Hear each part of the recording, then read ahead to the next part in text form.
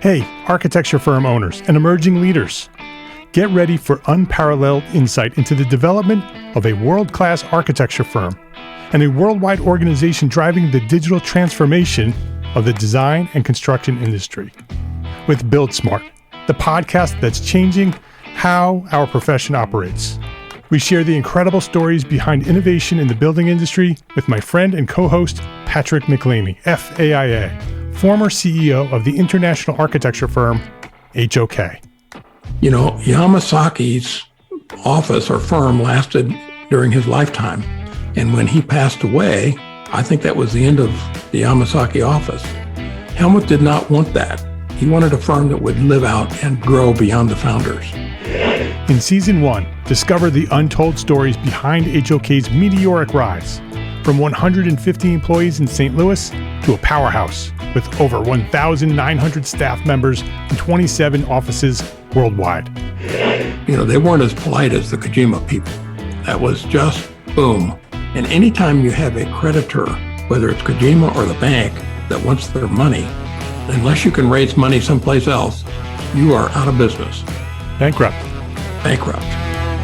And hold on tight for Season 2, where Patrick takes us on a new adventure as chairman of Building Smart International, shaping the future of digital transformation in the design, construction, and operation of built assets. Ian Howell, Ken Harold, and I, Ken was my technical representative from HOK. The three of us took a tour of Europe of 5 cities in 5 days. Very busy time. Simply follow the link in the show notes to subscribe to Build Smart now and uncover lessons that will transform you and your architecture firm.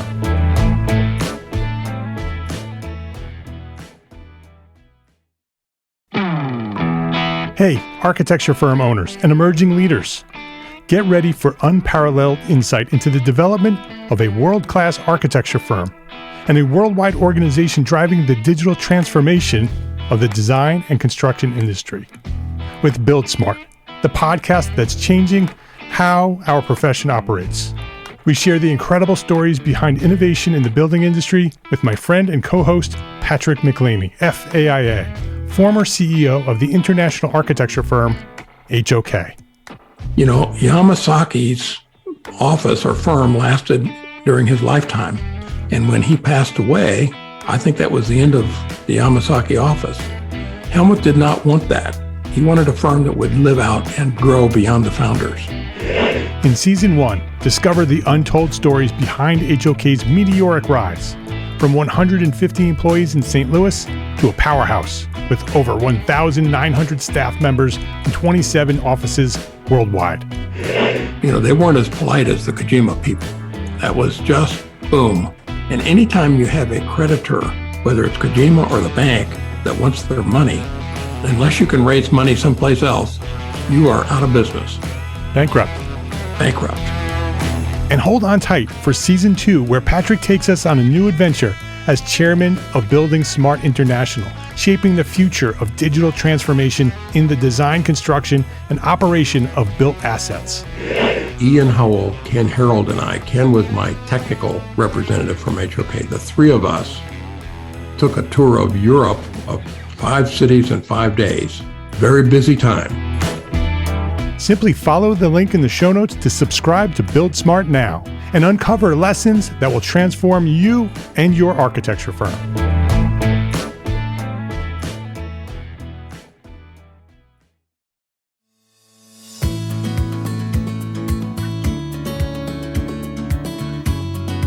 My name is Mark R. LePage, and you are listening to Entre Architect Podcast, where each week I speak with inspiring, passionate people who share their knowledge and expertise, all to help you build a better business as a small firm entrepreneur architect. Andrew Mikhael, welcome to Entre Architect Podcast.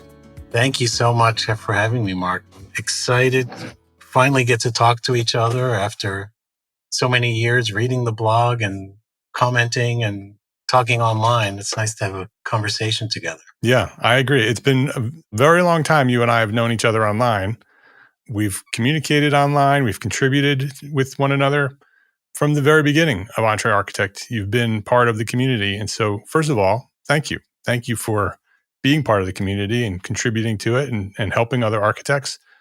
Way back, I think 2017, you wrote an article on the blog about the best books you recommend for future architects. That's in the blog. We'll actually link to that for anybody. I know it's probably a little bit outdated today, but it's still valuable to many future architects. So we'll link to that on the show notes. Let me introduce you to anybody who may not know you. Andrew's been making dreams come true for over 20 years as an architect. He aims his work at creating luxury of the senses.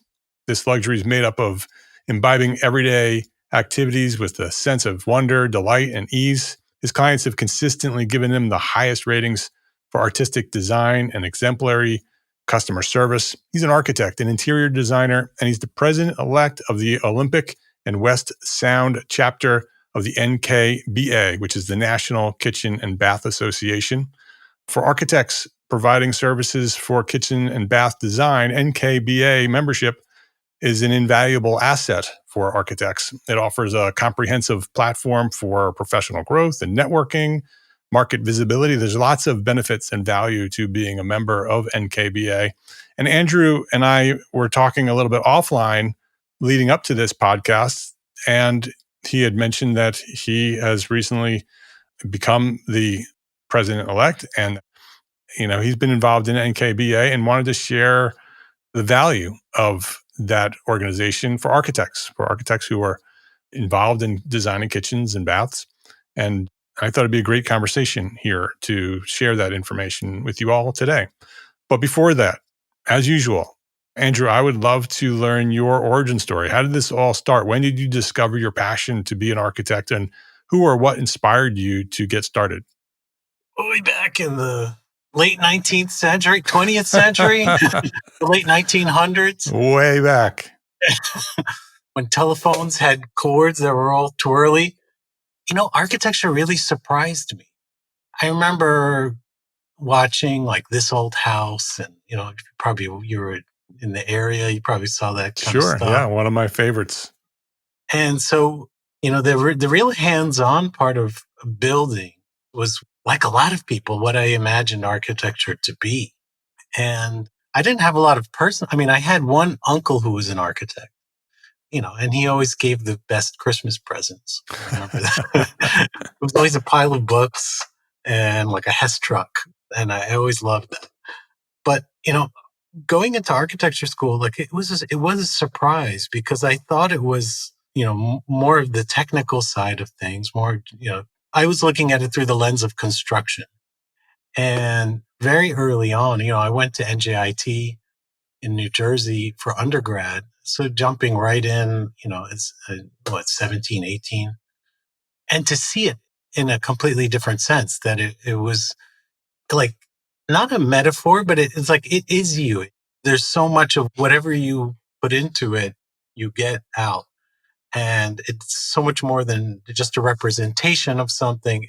It can really change your life and shape your life. And so that was a real eye-opening epiphany for me, and something that's carried me really my whole life since then. And trying to do whatever it is I'm doing, create something that, taps into that feeling, that it's more than just the technical side. It's more than just the dreamy side or materials or the picture of something, but there's a lot more depth that can be found in there. And it's the hard part, but it's also the really fun part of it all. Do you remember the moment when you discovered that realization? First semester, first year, it's hard to really put a finger on it. But it was really the first thing that I was ever passionate about was architecture. And so just finding something that you're passionate about is exciting in life. Do you know what introduced you to architecture? Do you know who inspired you to move in that direction? No. Like a lot of us, I was playing Legos as a kid. And, Sure. and so that is an influence, but there's millions more people who play Legos than become architects. But, Yeah, I remember just sitting there as a kid with these little things and creating something and like creating a scenario and imagining how this person lives and changing it around that. What did you do once you graduated college?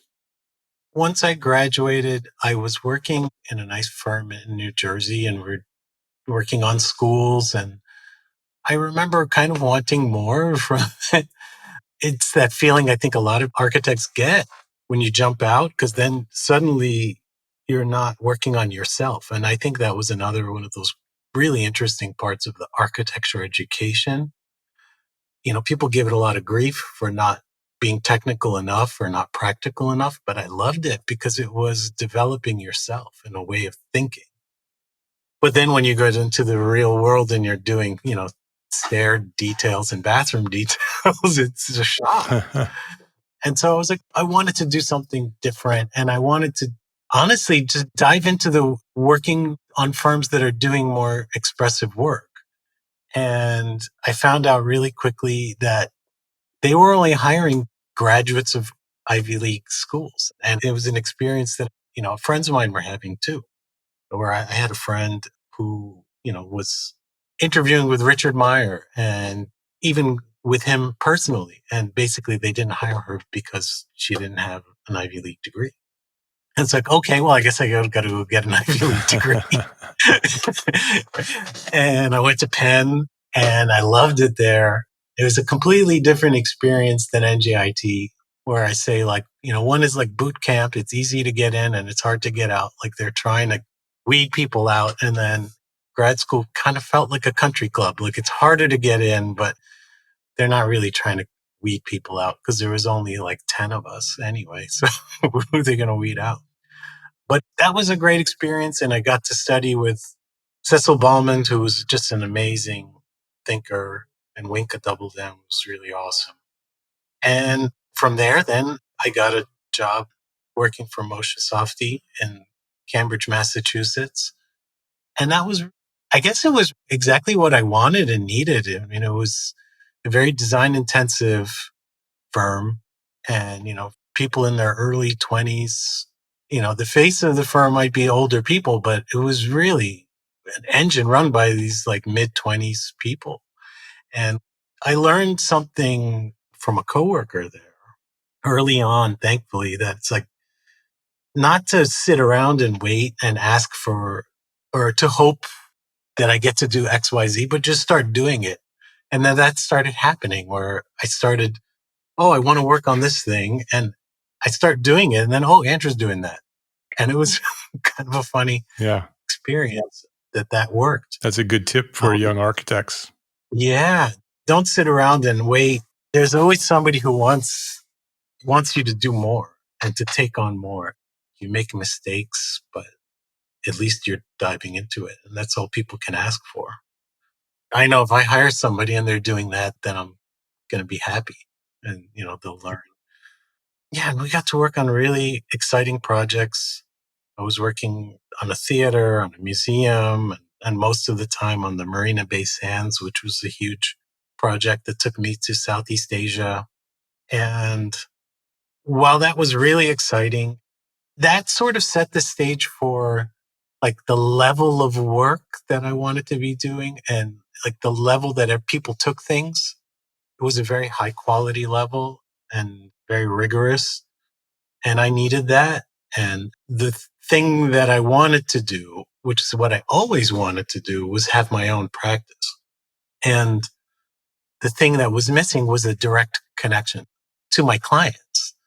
So, I was in a firm that obviously wasn't, my name on the door or anything, but there was a big distance between what you were doing in your work and the client. And, often I wasn't even in the design meeting, but you're producing something and you're hearing back. And so that was something that I was really yearning for and wanting to start my own practice and taking on smaller, projects that I could really get my hands around, but have that connection with the client and do it at a level that was being done at that high level. So it's like not stooping down to the competition, because there's a lot of, not architects, but, the Joe Blow design build or whatever competition that you have is much lower than what an architect can do.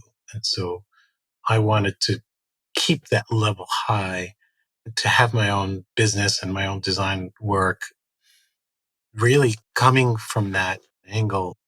Did you stay in Cambridge or did you move? No. So even when I was taking my exams, you know how you have to have it for a state. I don't remember if it was New York or New Jersey, which was where I registered for. I think it was New York. But in either case, it was one of those two where I knew I wanted to be. And so I started my firm in New Jersey, and I was doing some New York work. And it kind of went 1 year. It was like 80-20 New Jersey, New York. And then it flipped and it never went back. And then I opened an office, got some office space in New York City and the Lower East Side. That was really exciting.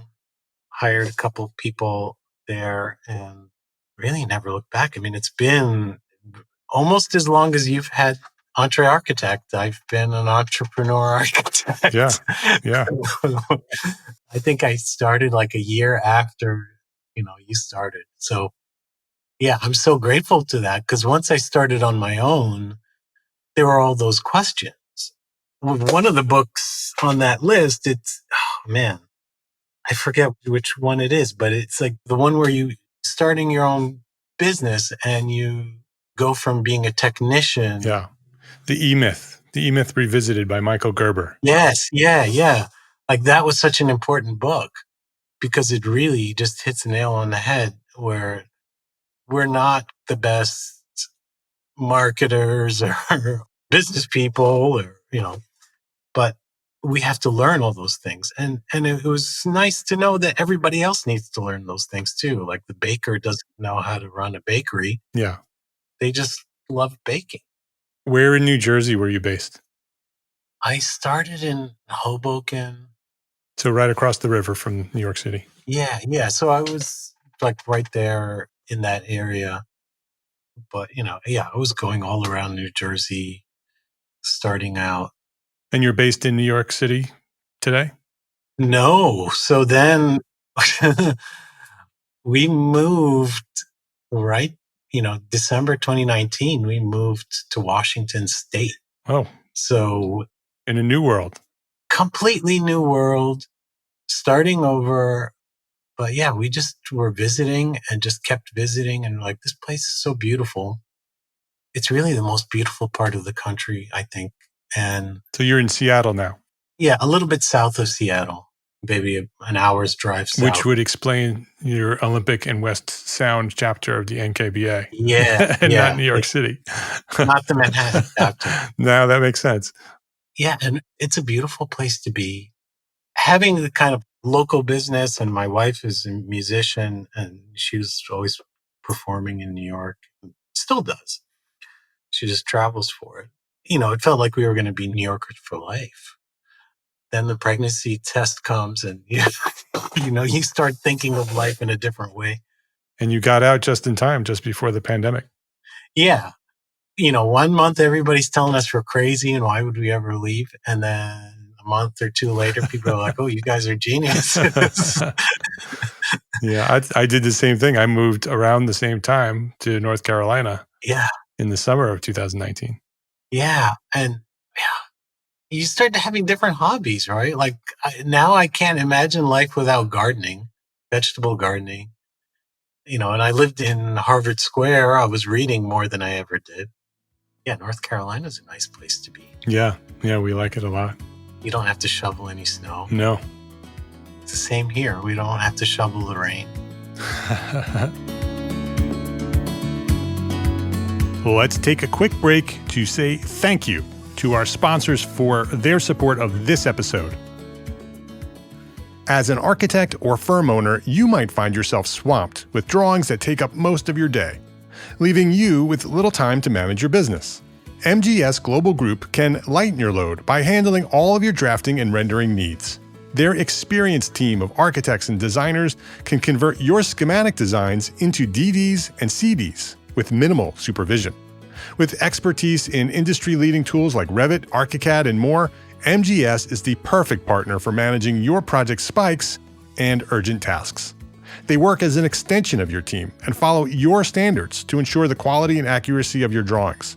Having served sole practitioners, small firms, and publicly traded companies since 2008, MGS guarantees you get the help you need right when you need it.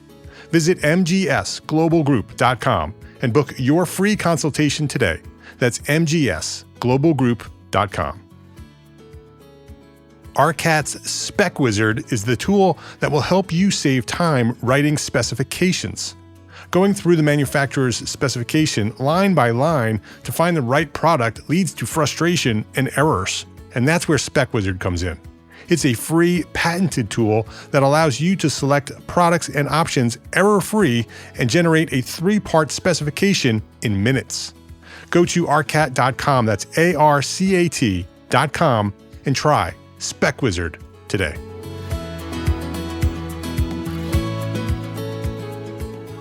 So how did you get involved with NKBA? So I had a project. It was in New York. I call it Modern Nostalgia. And it was a small apartment design that really focused around the kitchen. Client, he worked from home before everybody else was working from home and loved to bake and cook. And, it was this junior 1-bedroom apartment that we wanted to make it something special and really make the kitchen something special. And it was just a project that got a lot more attention than anything else that I had done. And it won a design competition that was like New York City based, NYCX design, and gotten some good press. And I started looking for other places to put it. And I found the NKBA Design Awards. And I was like, oh, this is cool. And there's actually a cash prize. Like, that's even better. So I joined the NKBA to enter this project. And it was funny because before that, the NKBA I thought was just some association for kitchen showrooms, because that's all that I had ever kind of associated it with. And that really hasn't been the case since like the 60s, but I didn't know that. So I entered that competition.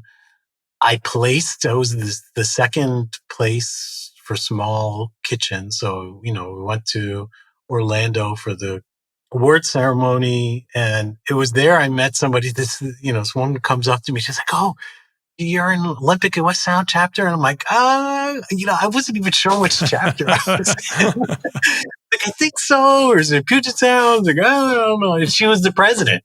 And we had never met because I joined, but it was so like rapid, one thing after the other, that I hadn't been involved in. I wasn't getting emails about, meetings or anything, or didn't notice them. I don't know. So we hadn't even met yet. And so I started going to all the meetings, and it was just a great group of people and a rounded group of people, so there's designers of different sorts, and there's showroom people and fabricators and all sorts, which was really cool. And I guess the way I got into being president is I was at one of these meetings, and the president we're chatting, and she's like, "What do you think about being president?" Because I've been president for 5 years, and I'm like, "Are you crazy? Like, I'm not even an officer or this or that." I just like, "No, I think you can, you could do it, and have the whatever it takes." And, I have very little experience in those sort of a thing, like just enough to know like the motion and second and all that. But I was like, all right, well, why not? It was one of those things where like, okay, why not? Why don't I just dive into it? It's a new experience and it can be fun. And, I started sitting in on the council meetings, and you nominate, and I got it. And we just started, I guess my role is started January 1st. And we have a cool plan because, like we said, we're not in a big city, but we have a big region, our particular region. And we're looking at bringing lots of different people together. The designers, the fabricator. There's so many people making cool things around us. Like there's metal workers and furniture makers and all sorts of people like that. So that's part of our chapter goal for the year, is to bring people like that together. A lot of them are just kind of hidden there. So, as an architect, I think a lot of architects would be interested in NKBA, if you're working on homes. It's a different thing than AIA. You could do both. I think AIA has a lot of great benefits for architects, but it's also, in my opinion, very driven towards the commercial side of architecture and for the bigger firms. And I think, like the small firm architect that we're talking about, most of us are doing residential work, that it's a great association to be a part of, because it's not all architects, which is nice on the business development side. What are the benefits specifically for architects? Because, we're talking to, and you're a small firm architect. You're talking to people who are super busy, got lots of responsibilities. They don't have a lot of time. Why would they invest their time with an NKBA membership? Well, I've invested not a lot of time so far, and, I've been referred business and gotten business working with people on their projects. Yeah, and that's a great reason. When you're working, well, if you're working with an organization where it's not just architects, right? And they are Yeah. fabricators and designers and, all the different trades that are involved with kitchens and bathrooms, many of them need an architect Yeah. to do the projects that they're doing. And so if you are the architect they know, you could get a lot of referral through that organization. Yeah. That's a great point. That right off the bat is there for you. The design competition happens every year, and there's cash prizes. I mean, I can't think of another design competition that does that. And you get press throughout the year from it. So that's a marketing and exposure opportunity. Yeah. And there's lots of architects that are designing cool kitchens and baths. Like, if I knew about that 10 years ago, I think I could have placed in several of them. Do they do any sort of research or education that architects can learn how to design better? Yeah. So there's a great planning guidelines book, which I use to reference when I'm working on a kitchen or a bathroom project. There's always continuing education.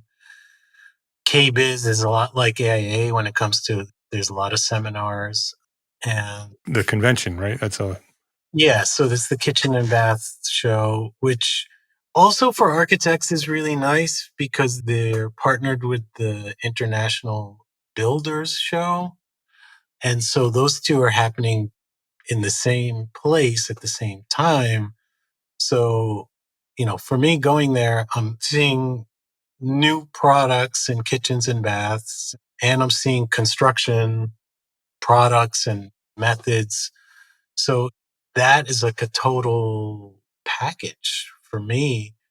And it's cool being around other architects and seeing other things and talking to other architects. But I like that just because I'm seeing the things that are relevant to what I'm working on. So the business development side, the competition, marketing side, and I think they have a certification as well, right? They have a kitchen. they do have certification. There's an architect who, he also was a winner in that same design competition as me that same year. And he gave a talk at our NKBA chapter retreat this past October. And he has all those certifications. And so it was Doug Walter, and he's in AIA as well. So I was like, Doug, you've got all these certifications, but you're an architect. Like, is it worth it as an architect to do that? And I don't want to just quote him on it because maybe he has, different ideas about it. But basically what we were saying was, well, it doesn't add a lot of maybe knowledge. Maybe it's not the more knowledge but maybe it's better. It's like all the letters that we have at the end of our names. Yeah, it shows credibility and authority Yeah, and recognition. it does. I mean, on the flip side of that, there is some benefit to having that specialized knowledge because you can really bungle a kitchen. And then you're bungling like, $100 to $200, $300,000 part of a house. Right. Somebody who I did basically a feasibility study for, and she ended up not hiring me as an architect, but then emailing me. Her project was almost done. Like, oh, give me some advice on like how to, make this better or whatever. And I was just looking at it and I was like, well, there's like fundamental problems. You're not going to like this kitchen because of X, Y, Z, and da, da, da. And she didn't want to hear it because the cabinets were being installed this week. I'm like, well, it's too late. Yeah.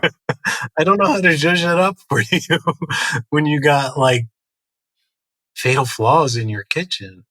So there's benefits to, that kind of knowledge. I don't know if I would do that certification or not because it's time consuming. As an architect, you skip the line you don't have to do any kind of prerequisite or whatever they call it. It's like, just like the way you sit before you can sit for an architect's exam. So you could just take the test, which I'm sure, with a little bit of homework, any architect who works on kitchens and baths would probably ace it. You have any interesting projects coming up? Yeah. I've got materials all in front of me for a house renovation I'm doing with a kitchen in the center of it. And that's shaping up really nicely. And again, it came from the wife who's cooking every day, and she's it was an architect design house, which is really cool. And so it's a nicely designed house, but it's built in the 60s when people didn't care too much about kitchens. It was kind of cordoned off. Right. And now it doesn't work for their lifestyle, which, she can't see her husband, she can't see her kid, and, guests. And we were redesigning it into, I don't know if I want to use her name, but we'll call it Jane. I'll give her the name Jane. Jane's Panopticon. So it's like she's in the center.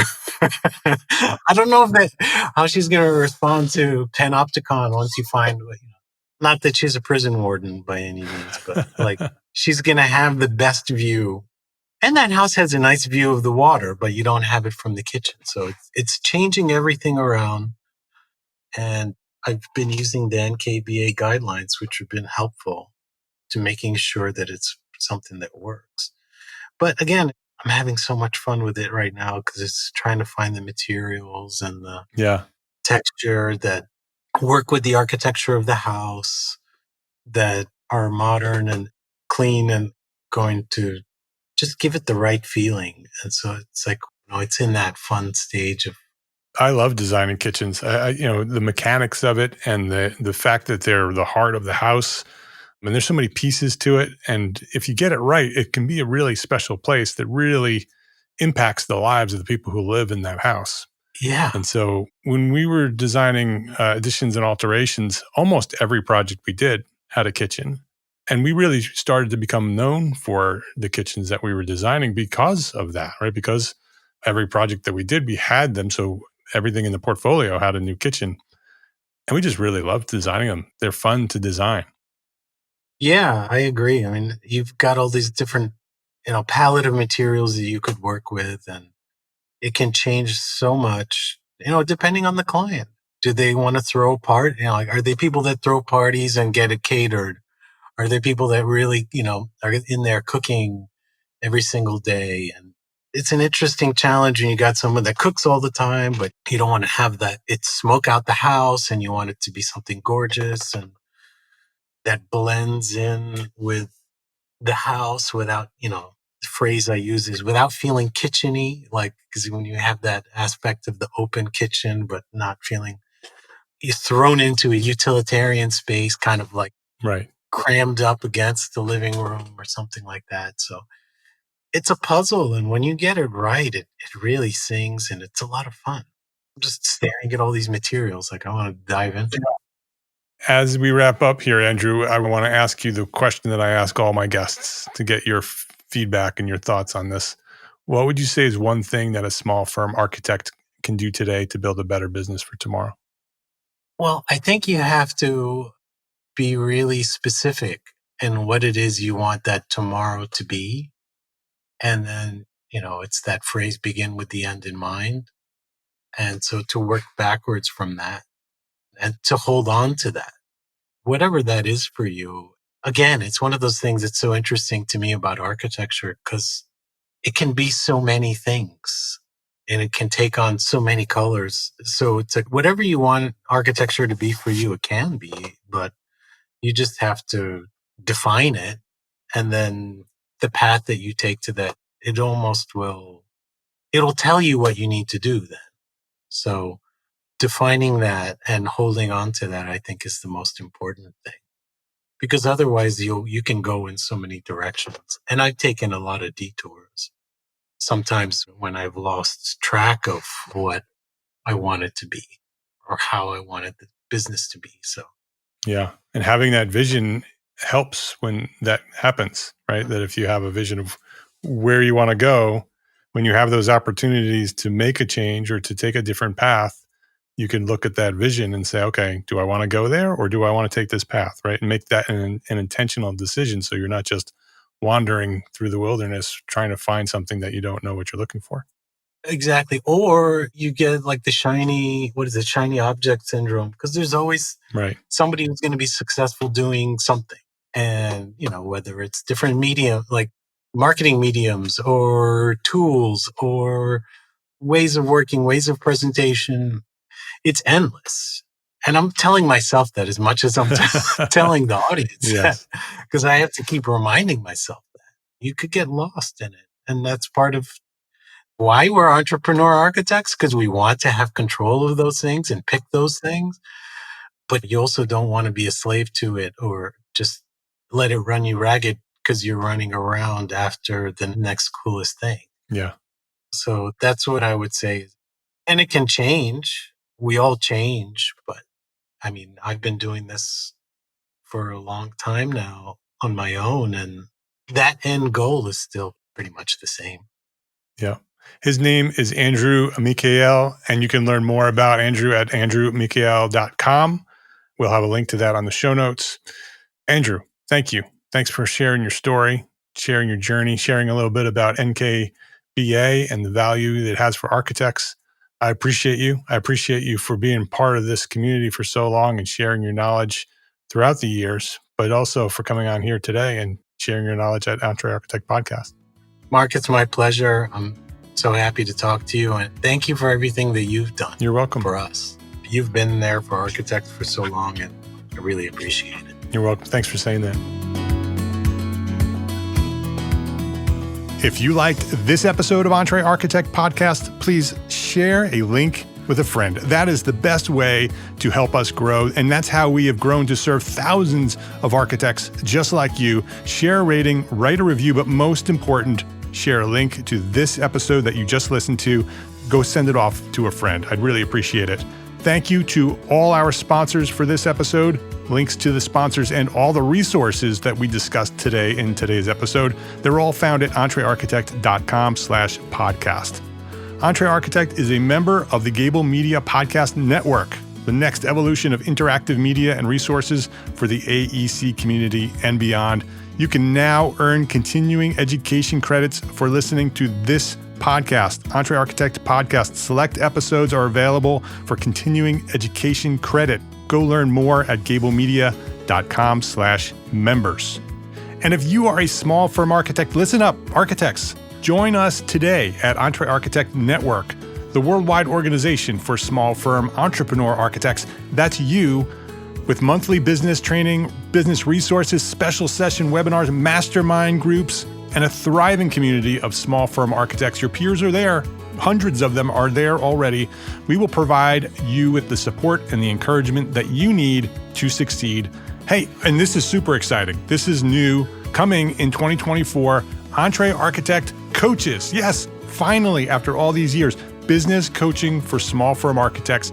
It's coming to Entree Architect Network in early 2024. Join us.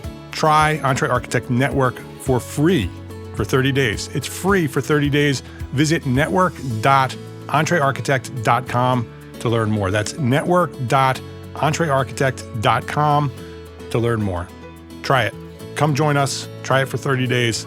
Thank you for listening to this episode of Entree Architect Podcast. My name is Mark R. LePage. Love, learn, and share what you know.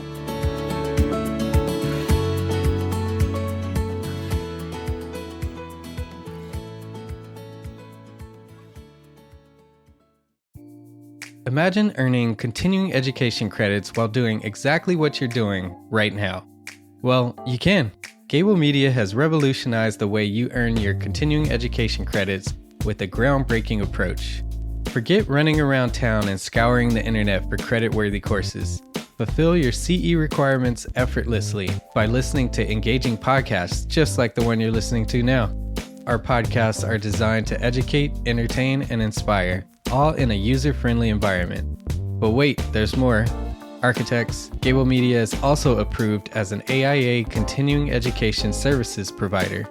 Upon completion, we handle everything, from reporting your hours directly to the AIA to storing your certificates in your personal Gable Media profile for your self-reporting needs. So follow the link in the show notes and start earning your credits in the most innovative and entertaining way possible with Gable Media. Attention architects and creative minds, get ready to supercharge your brand with Build Your Brand, the podcast that's unlocking the secrets of branding success for creatives. Hey there, it's Mark Arlepage, founder of Entre Architect, and I'm inviting you to join my friend, architect marketing expert Jeff Eccles at Build Your Brand podcast, where he explores the captivating stories of the world's top brands and transforms their lessons into powerful moves for small firm architects and creatives like you. In Season 1, Jeff shares the thrilling tale of Southwest Airlines, where he dissects their journey to the summit and distills it into strategies tailor-made for you. It's important to keep in mind that companies like Southwest compete in the real world, just like you, and face real-world challenges, just like you. You might be surprised at how similar those challenges are to the struggles that you grapple with on a day-to-day basis. Don't miss out on your blueprint for success. Subscribe, tune in, and let's build your brand together. You may have noticed that the very best brands in the world are also known for having somewhat unique corporate cultures. That's often the glue that holds everything together when they encounter those rough spots. We don't do it because it inconveniences the passengers to whom we are primarily dedicated, the short haul, frequent flyer. Follow the link in the show notes to subscribe to Build Your Brand today. Remember, no matter the size, the journey's the same. Your brand's journey to the top starts here.